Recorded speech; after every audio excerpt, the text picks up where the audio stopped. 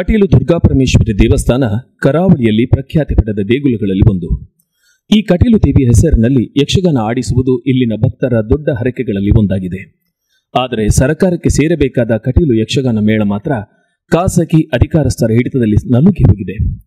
ಸರ್ಕಾರದ ಬೊಕ್ಕಸ ಸೇರಬೇಕಾಗಿದ್ದ ಯಕ್ಷಗಾನದ ಹಣ ಖಾಸಗಿ ವ್ಯಕ್ತಿಗಳ ಪಾಲಾಗುತ್ತಿದೆ. ಕಟೀಲು ಯಕ್ಷಗಾನದಲ್ಲಿ ಆಗುತ್ತಿರುವ ಈ ಹಗಲು ದರೋಡೆಗೆ ಇದೀಗ ಹೈಕೋರ್ಟ್ ತಡೆ ನೀಡಿದೆ. ಯಕ್ಷಗಾನ ಮೇಳವನ್ನು ಹರಾಜು ಪ್ರಕ್ರಿಯೆ ಮೂಲಕವೇ ವಹಿಸಿಕೊಳ್ಳಬೇಕು ಎನ್ನುವ ತೀರ್ಪು ನೀಡುವ ಮೂಲಕ ಹೈಕೋರ್ಟ್ ಆದೇಶ ನೀಡಿದ್ದರೂ ಧಾರ್ಮಿಕ ದತ್ತಿ ಇಲಾಖೆ ಮಾತ್ರ ಆದೇಶ ಪಾಲನೆಗೆ ಮೀನಾಮೇಷ ಎಣಿಸುತ್ತಿದೆ. ಕರಾವಳಿಯ ಪ್ರಸಿದ್ಧ ದೇಗುಲ ಕಟೀಲು ದುರ್ಗಾಪರಮೇಶ್ವರಿ ದೇವಸ್ಥಾನಕ್ಕೆ ಸೇರಿದ ಯಕ್ಷಗಾನ ಮೇಳಗಳ ಆಡಳಿತವನ್ನು ಟೆಂಡರ್ ಮೂಲಕ ವಹಿಸುವಂತೆ ಹೈಕೋರ್ಟ್ ಚಾಟಿ ಬೀಸಿದೆ. ಅಧಿಕಾರಸ್ಥರ ಕಪಿಮುಷ್ಟಿಯಿಂದ ನಲುಗಿ ಬೀದಿಗೆ ಬಿದ್ದ ಕಲಾವಿದರು ಸೇರಿ ಮಾಡಿದ್ದ ಹೋರಾಟಕ್ಕೆ ಹೈಕೋರ್ಟ್ ಮನ್ನಣೆ ನೀಡಿದೆ. ಟೆಂಡರ್ ಕರೆದೇ ಮೇಳ ವಹಿಸುವಂತೆ ಸೂಚನೆಯನ್ನು ಕೊಟ್ಟಿದೆ. ಅಲ್ಲದೆ ದೇವಸ್ಥಾನದ ಹೆಸರಲ್ಲಿ ಯಾವುದೇ ರೀತಿಯ ಟ್ರಸ್ಟ್ ವ್ಯವಹಾರಕ್ಕೆ ಅವಕಾಶ ಇಲ್ಲ ಅನ್ನುವ ಆದೇಶವನ್ನು ನೀಡಿದೆ. ಕೋರ್ಟ್ನ ಈ ಆದೇಶ ಕಟೀಲು ಅರ್ಚಕರ ಪಾಲಿಗೆ ಛೀಮಾರಿ ಹಾಕಿದಂತಾಗಿದೆ.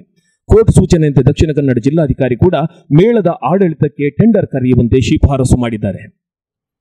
ಕಟೀಲು ಯಕ್ಷಗಾನ ಮೇಳಗಳಿಗೆ ಸುದೀರ್ಘ ಇತಿಹಾಸವಿದ್ದು, ಕಟೀಲು ದೇವಿಯ ಹೆಸರಿನಲ್ಲಿ ಯಕ್ಷಗಾನ ಹರಕೆ ಹೊತ್ತುಕೊಳ್ಳುವುದು ಹಿಂದಿನಿಂದಲೂ ಬೆಳೆದು ಬಂದ ವಾಡಿಕೆಯೂ ಆಗಿದೆ.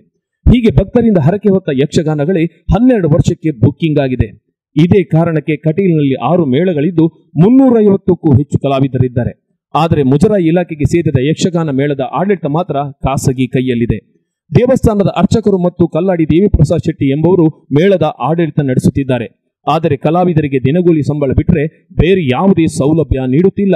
ಒಂದು ಯಕ್ಷಗಾನಕ್ಕೆ 75,000 ರೂಪಾಯಿ ಪಡೆಯುವ ಮೇಳದ ಆಡಳಿತ ಪ್ರತಿದಿನ ಪ್ರದರ್ಶನ ಇದ್ದರೂ ಕಲಾವಿದರನ್ನು ಕೂಲಿ ಕಾರ್ಮಿಕರಂತೆ ದುಡಿಸಿಕೊಳ್ಳುತ್ತಿದೆ. ಮೇಳ ದೇವಸ್ಥಾನಕ್ಕೆ ಸೇರಿದ್ರೂ ಖಾಸಗಿಯವರ ಸುತ್ತಿನಂತೆ ಮಾಡಿಕೊಳ್ಳಲಾಗುತ್ತಿದೆ. ದಿನವೊಂದಕ್ಕೆ 6 ಮೇಳಗಳಿಂದ ಸುಮಾರು 5.5 ಲಕ್ಷ ರೂಪಾಯಿ ಆದಾಯ ಬಂದರೂ ಕಲಾವಿದರಿಗೆಂದು 1 ಲಕ್ಷ ರೂಪಾಯಿಯನ್ನು ವ್ಯಯ ಮಾಡುತ್ತಿಲ್ಲ.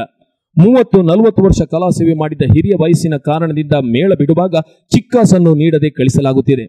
ಕೆಲವರನ್ನು 10 ವರ್ಷಗಳಿಂದ ಸಂಬಳ ಹಣವನ್ನು ನೀಡದೆ ಸತಾಯಿಸುತ್ತಿದ್ದಾರೆ.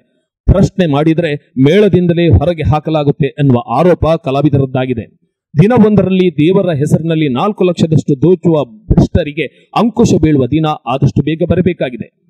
ಕಳೆದ 2-3 ವರ್ಷಗಳಲ್ಲಿ ಕಟೀಲು ಮೇಳದಿಂದ ಹೊರಬಂದ ಕಲಾವಿದರು ಸೇರಿ ಹೈಕೋರ್ಟ್ ಮೆಟ್ಟಲೇರಿದ್ದು ಕೋರ್ಟ್ ಕೊನೆಗೂ ಮುಜರಾಯಿ ಇಲಾಖೆಗೆ ಚಾಟಿ ಬೀಸಿದೆ.